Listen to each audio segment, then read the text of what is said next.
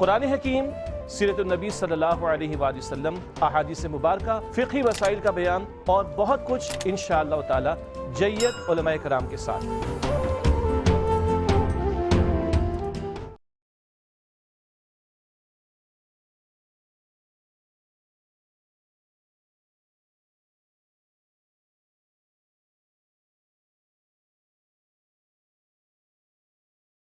بسم اللہ الرحمن الرحیم، الحمدللہ وکفا وسلام علی عبادہ الذین اصطفیٰ، اما بعد۔ معزز ناظرین و سامعین، آج ایک مرتبہ پھر پروگرام سرمایہ اسلاف لے کر ہم آپ کی خدمت میں حاضر ہیں۔ آج ہمارا موضوع سخن ہے عالم المدینہ، امام دار الہجرہ، مجتہد مطلق مستقل، امام مطبوع امام مالک بن انس رحمہ اللہ کے بارے میں لکھی گئی ایک کتاب تزیین الممالک بمناقب الامام مالک رحمہ اللہ۔ ناظرین و سامعین، ہم امام مالک رحمہ اللہ کے بارے میں پہلے بھی سرمایہ اسلاف کی ایک ایپیسوڈ کر چکے ہیں، ای پی نمبر 23۔ تو جو امام مالک رحمہ اللہ کے تفصیلی حالات جاننا چاہیں وہ اس ای پی 23 کی طرف رجوع کر سکتے ہیں۔ آج ہم امام مالک رحمہ اللہ کے بارے میں جو کلام کریں گے، جس کتاب کی روشنی میں اس کا ذکر ہم نے اس پروگرام میں نہیں کیا تھا تاکہ تکرار نہ ہو، آج اس سے ہٹ کر بات ہوگی۔ تو آپ یوں سمجھ لیجئے کہ وہ پارٹ 1 تھا اور یہ پارٹ 2 ہے۔ جس کتاب کے بارے میں ہم پروگرام کر رہے ہیں، امام مالک رحمہ اللہ کے حالات کے بارے میں، آپ کی بایوگرافی پر یہ کتاب لکھی گئی ہے۔ یہ کتاب لکھی ہے امام جلال الدین عبد الرحمن سیوطی رحمہ اللہ، متوفہ 911 سنہ ہجریہ نے۔ یہ کتاب میرے ہاتھ میں ہے۔ اس کتاب کا نام ہے تزیین الممالک بمناقب الامام مالک۔ امام جلال الدین سیوطی رحمہ اللہ بہت بلند پایا محدث بھی تھے، بلند پایا فقیہ بھی تھے اور اصولی بھی تھے، نحوی بھی تھے، صرف میں، بلاغت میں، ان کئی علوم کے اندر، بالخصوص 7 علوم 7 جن کا آپ نے خود ذکر کیا ہے، ان کے اندر آپ کو ید طولہ حاصل تھا، کمانڈ رکھتے تھے، کامل دستگاہ تھی۔ اور امام جلال الدین سیوطی رحمہ اللہ کثیر التصانیف بزرگ ہیں۔ تدریس و تصنیف کے ٹول سے بھی آپ نے کام لیا ہے، رجال سازی بھی کی ہے، افراد سازی بھی کی ہے، آپ نے کھیپ تیار کی ہے تلامذہ کی، اور کتابیں جو آپ نے چھوڑی ہیں وہ تو سینکڑوں کتابیں آپ نے بلا مبالغہ تالیف فرمائی ہیں، بلکہ باقاعدہ پوری کتابیں لکھی گئی ہیں صرف آپ کی کتابوں کے بارے میں۔ یعنی مارکیٹ میں ایسی کتابیں موجود ہیں عربی کے اندر بھی اور دیگر لینگویجز کے اندر بھی کہ جو صرف امام جلال الدین سیوطی رحمہ اللہ کی کتابوں کی تفصیلات کے بارے میں ہیں۔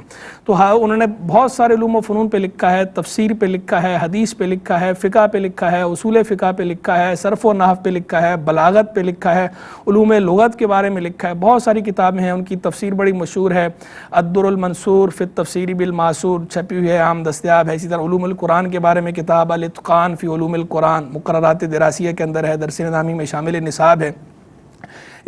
شان نزول کے بارے میں ہے، النقول فی اسباب النزول، اسی طرح الاکلیل فی استنباط التنزیل، اور بھی کئی کتب آپ نے تالیف فرمائی ہیں۔ حدیث کے بارے میں بھی کتب 6 جو ہیں، ان سب پر آپ کی باقاعدہ شروع موجود ہیں، باقاعدہ آپ کے حواشی موجود ہیں۔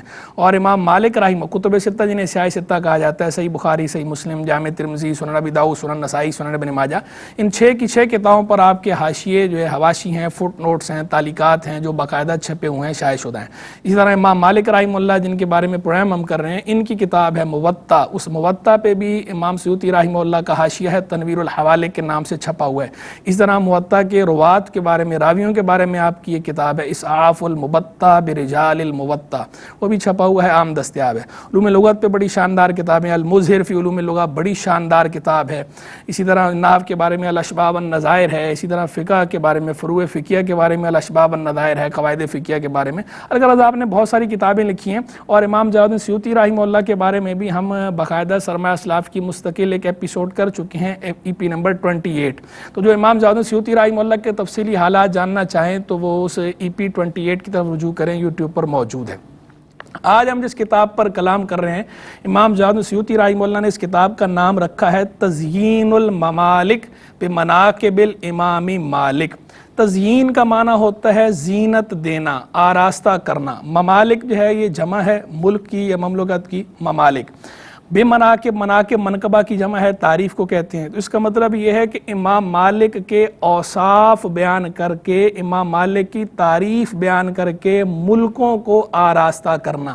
آپ دیکھیں اس نام کے اندر ہی ایک پہلو یہ نکل رہا ہے کہ یعنی اللہ والے جو ہوتے ہیں، جو بزرگان دین ہوتے ہیں، ان کا جو ذکر ہے، ان کے ذکر سے لوگوں کے دلوں کو زینت ملتی ہے، ان کے ذکر سے اللہ کے ملکوں کو زینت ملتی ہے، بالخصوص وہ کہ جو ائمہ مجتہدین ہیں، جو اہل العلم ہیں، اللہ والے ہیں، تو ان کا ذکر جو ہے وہ ممالک کی زینت کا باعث ہے۔ تو امام جلال الدین سیوطی رحمہ اللہ نے نام اتنا پیارا رکھا ہے، لطیف نام رکھا ہے، اس کے ذریعے اشارہ بھی کر دیا، یہ بھی بتا دیا کہ امام مالک کے بارے میں، اور یہ اشارہ بھی کر دیا کہ ان کے ذکر سے، ان کے اوصاف سے تو ممالک کو زینت ملتی ہے، ممالک آراستہ ہو جاتے ہیں۔ تزیین الممالک بمناقب الامام مالک، وہ ملک، وہ ممالک چاہے خطے ہوں، حصی ممالک ہوں، یا وہ ممالک دلوں کے ممالک ہوں، یعنی جس طرح حصی ممالک آراستہ ہوتے ہیں اللہ والوں کے ذکر سے، علماء کے ذکر سے، تو اسی طرح جو دلوں کے ملک ہیں، دلوں کی بستیاں ہیں، یہ بھی اللہ والوں کے ذکر سے آراستہ ہوتی ہیں۔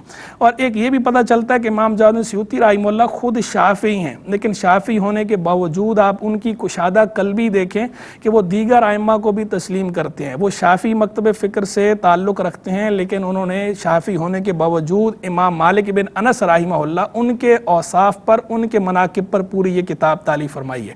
اسی طرح انہوں نے امام اعظم ابو حنیفہ نعمان بن ثابت رحمہ اللہ کے بارے میں بھی پوری یہ کتاب تالیف فرمائی ہے، تبیید الصحیفہ بمناقب ابی حنیفہ، تبیید الصحیفہ بمناقب الامام ابی حنیفہ، یعنی امام اعظم ابو حنیفہ رحمہ اللہ کے ذریعے کے ذکر کے ذریعے، مناقب کے ذریعے صحیفہ یعنی صفحے کو روشن کرنا یا کتاب کو روشن کرنا۔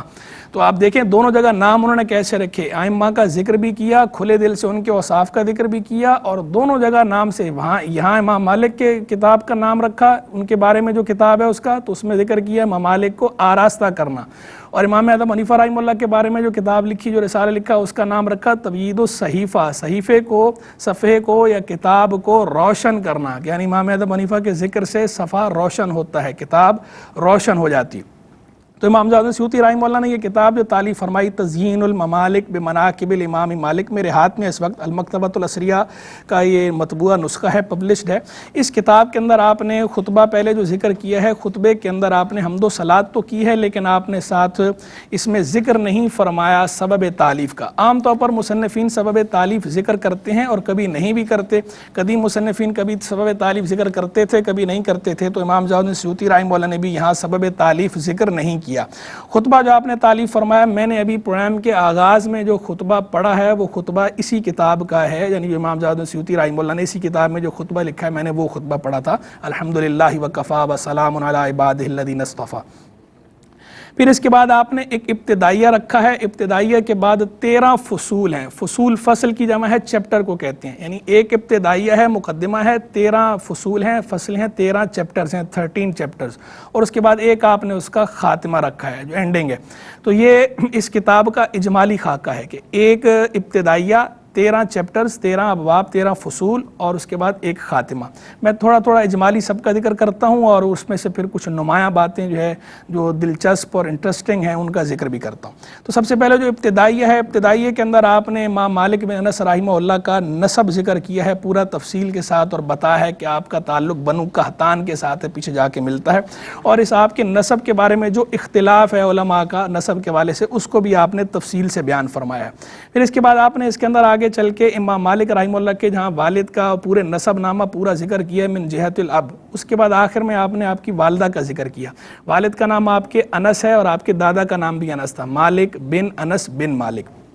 آگے آپ کی والدہ کا نام ذکر کیا کہ آپ کی والدہ کا نام عالیہ ہے عین کے ساتھ، عالی کی مؤنث، عالی معنی ہوتا ہے بلند، تو عالی کی مؤنث ہوگی عالیہ، اس کا معنی بھی بلند ہوتا ہے۔ اور واقعی جب ہم امام مالک رحمہ اللہ کے تفصیلی حالات پڑھتے ہیں تو آپ کی بایوگرافی کے اندر جس طرح آپ کی والدہ مائدہ کا ذکر ہے، اس سے پتہ چلتا ہے کہ آپ کی والدہ واقعی ان کا جو نام ہے اس میں با مسمہ تھا، جیسے ان کا نام عالیہ تھا ایسے ہی وہ تقوی پرہیزگاری میں اور فہم و ذکا میں اسی طرح عالیہ تھیں، بلند تھیں۔ اور ایک قول یہ ہے کہ طلیحیہ نام تھا ان کا، لیکن زیادہ مشہور قول یہی ہے کہ عالیہ نام تھا۔ پھر جو ہے امام مالک کے دادا کا آپ نے ذکر کیا ہے، امام مالک کے دادا کا بتایا کہ امام مالک کے دادا کے بارے میں بھی اختلاف ہے، بعض لوگوں نے آپ کے جو پردادا ہیں امام مالک کے والد کے جد یعنی امام مالک کے پردادا. ان کے بارے میں بعض لوگوں نے کہا کہ یہ صحابہ کرام علیہم رضوان میں سے تھے اور بعض نے اس کا انکار کیا, جیسے حافظ آبی رحمہ اللہ نے کہا کہ صحابہ میں مذکور نہیں ہیں, یہ بعض نے صحابہ میں بھی شمار کیا ہے. اس اختلاف کو بھی آپ نے ذکر کیا ہے. پھر ابتدائیے کے اندر آپ نے آگے عنوان قائم کیا روایت مالک عن ابیہ عن جدہ, کہ امام مالک نے اپنے والد سے روایت کی اور ان کے والد نے اپنے والد سے روایت کی. تو اس طرح کی روایتیں کوئی ہیں یا نہیں, تو بعض کتابوں میں اس طرح کی کچھ روایتیں موجود ہیں. علامہ سیوطی رحمہ اللہ نے وہ نقل تو کر دی, لیکن آخر میں بتا دیا ہے کہ درست بات یہی ہے کہ یہ روایتیں ثابت نہیں ہیں, یہ ضعیف راویوں نے بعد میں اس طرح کی روایتیں بنا لی ہیں. یہ روایتیں درست سند سے ثابت نہیں کہ امام مالک نے اپنے والد سے روایت کیا ہو اور انہوں نے اپنے والد سے روایت کی ہو. پھر آپ نے آگے یہ عنوان قائم کیا اور بتایا ہے کہ انس بن مالک, یعنی امام مالک کے والد کا نام کیا تھا؟ انس بن مالک. امام مالک کا نام مالک بن انس ہے, آپ کے والد کا نام انس بن مالک ہے. تو آپ نے بتایا کہ انس بن مالک نام کے 5 لوگ مشہور تھے. خطیب بغدادی کے حوالے سے آپ نے ذکر کیا کہ ایک تو صحابی رسول ہیں حضرت انس بن مالک رضی اللہ تعالیٰ عنہ, جو سرکار علیہ السلام کے خادم تھے, مشہور ہیں. دوسرے بتایا کہ انس بن مالک کعبی کشیری ہیں رضی اللہ عنہ, یہ بھی صحابی ہیں اور سنن کے اندر ان کی ایک حدیث بھی موجود ہے. تیسرے انس بن مالک یہی امام مالک کے والد. چوتھے انس بن مالک ہیں یہ حمصی تھے, انس بن مالک حمصی. پھر جو ہے وہ آپ نے 5ویں انس بن مالک کا ذکر کیا ابو القاسم انس بن مالک کوفی, یہ بھی راوی تھے, راوی حدیث ہیں, نریٹرز تھے, یعنی احادیث کے راویوں کے اندر روات احادیث میں یہ 5 انس بن مالک مشہور تھے, ان سب کا آپ نے ذکر کر دیا. پھر آپ نے آگے عنوان قائم کیا کہ امام مالک رحمہ اللہ کے بارے میں نبی کریم صلی اللہ علیہ وسلم کی بشارات. تو ایک حدیث ہے بڑی ہی مشہور ہے اور کئی کتابوں کے اندر موجود ہے. سنن ترمذی کے حوالے سے پہلے آپ نے نقل کی, پھر دیگر کا حوالہ بھی دیا کہ جس میں سرکار علیہ السلام نے فرمایا کہ یوشک ان یضرب الناس اکباد الابل العلم فلا یجدون احدا عالم من عالم المدینہ, کہ عنقریب ایک وقت ایسا آئے گا کہ لوگ اپنے اونٹوں کے جگر پگھلا دیں گے سفر کر کے علم حاصل کرنے کے لیے, اور وہ عالم مدینہ سے بڑا عالم کسی کو نہیں پائیں گے. تو اب بعض محدثین کی رائے یہ ہے کہ یہاں جس عالم مدینہ کا ذکر اس حدیث کے اندر ہے, اس عالم مدینہ سے مراد امام مالک رحمہ اللہ ہیں. تو آپ نے آگے ان ائمہ کے اقوال ذکر کیے ہیں کہ جنہوں نے یہ کہا ہے کہ اس حدیث کا مصداق امام مالک رحمہ اللہ ہیں. پھر آپ نے اس کے بعد جو سب سے پہلی فصل قائم کیا ہے, جو پہلا چیپٹر ہے, پہلی فصل ہے فی مولدہ و صفتہ و نشأتہ, آپ کی ولادت کے بارے میں, آپ کی صفت یعنی آپ کے سراپے کے بارے میں, آپ کا حلیہ کیسا تھا, عربی میں حلیہ اور ہمارے اردو میں حلیہ کہا جاتا ہے, وہ کیسا تھا, اور نشأت یا آپ کی پرورش کس طرح ہوئی.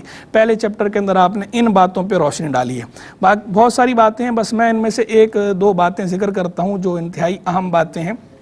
ایک یعنی حلیہ وغیرہ کی سراپے کی بات تو ہم پچھلے پروگرام میں کر چکے تھے, اس لیے میں اسے سکپ کر رہا ہوں. ایک امام مالک رحمہ اللہ کی جو طلب علم کی بات ہے, وہ بتاتے ہیں کہ امام مالک نے کہا کہ میں اپنے ہرمز کے بعد اس پاس صبح جاتا تھا اور رات تک ان کے پاس سے واپس نہیں آتا تھا.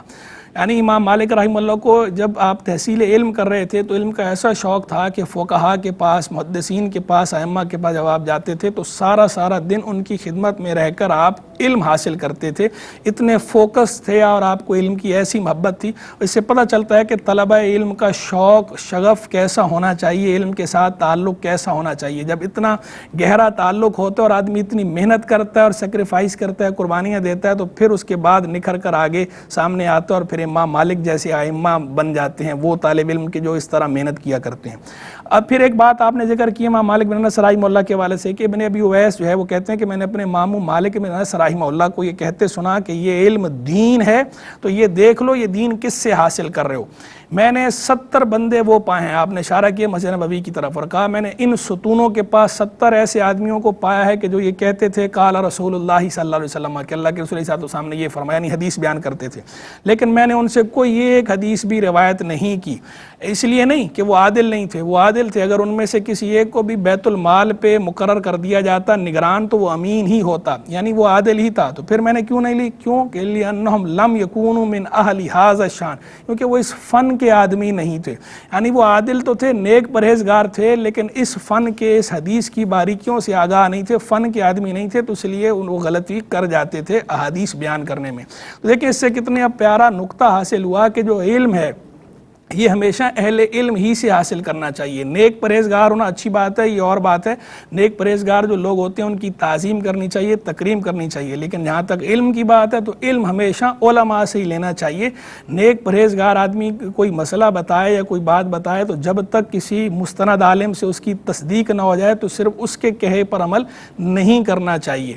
دوسرا یہ پتہ چلا کہ علم کے اندر بھی جو فن ہے، جو علم ہے، اس فن کے اندر اس فن کے ماہر کا اعتبار ہوگا۔ لکل فن رجال، ہر فن کے لیے رجال مخصوص ہیں، تو جس کام کا ماہر ہے، جس کا کام اسی کو ساجے، جو حدیث کا ماہر ہے حدیث کے باب میں اس کی بات کا اعتبار ہوگا، جو فقہ کا ماہر ہے فقہ کے باب میں اس کی بات کا اعتبار ہوگا، جو تصوف کا ماہر ہے تصوف کے باب میں اس کی بات کا اعتبار ہوگا، ایسی جو تاریخ میں ماہر ہے تاریخ میں اس کی بات کا اعتبار ہوگا۔ یعنی الغرض ہر فن میں اس فن کے ماہر عالم کی بات کا اعتبار ہوگا، اسی سے لینا چاہیے۔ پھر آگے آپ نے دوسری فصل جو قائم کیا یہ بتائیے، امام مالک رحمہ اللہ جو فتویٰ دیتے تھے اس کے بارے میں، اور علماء نے آپ کے جو بارے میں جو تعریفی کلمات کہیں ان کے بارے میں۔